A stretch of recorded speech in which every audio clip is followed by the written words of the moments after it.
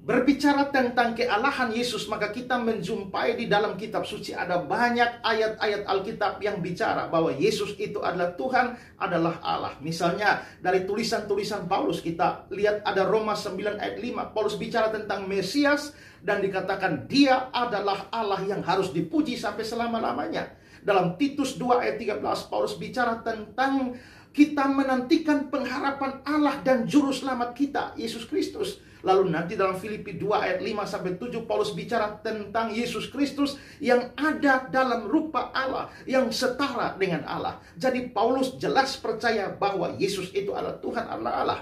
Tapi seringkali ini ditentang atau ditolak oleh mereka yang anti Yesus Allah. Lalu mengatakan, itu kan karangan Paulus, itu kan kata-kata Paulus. Pauluslah yang menciptakan doktrin Yesus itu adalah Allah atau Tuhan. Tapi tudingan semacam ini lahir dari kebodohan dan orang yang tidak membaca Alkitab dengan baik. Karena di dalam Alkitab ada banyak ayat atau ada banyak pengakuan Yesus adalah Tuhan Allah, bukan dari Paulus. Misalnya dari kitab Yesaya 9 ayat 5 yang adalah nubuatan tentang kedatangan Yesus 750 tahun sebelumnya, dikatakan namanya disebutkan orang, salah satunya adalah Allah yang perkasa. Itu dari mulutnya Nabi Yesaya. Selanjutnya dari pengakuan langsung murid-murid Yesus sendiri. Misalnya Rasul Yohanes. Dalam Yohanes 1 dia bilang, pada mulanya adalah firman. Firman bersama-sama dengan Allah. Dan firman itu adalah Allah. Firman itu adalah gelar bagi Yesus. Dalam 1 Yohanes 5 ayat 20, Yohanes berkata bahwa dia adalah Allah yang benar dan hidup yang kekal. Berarti Rasul Yohanes percaya Yesus itu adalah Allah.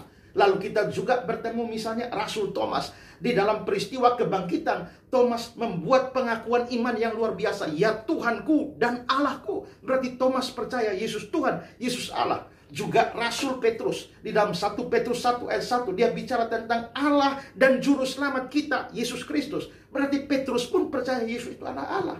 Nanti kalau kita bisa tambah lagi dalam penulis surat Ibrani, yang kita tidak tahu pasti siapa penulis surat Ibrani, tapi dia mencatat kata-kata Allah Bapa kepada anak.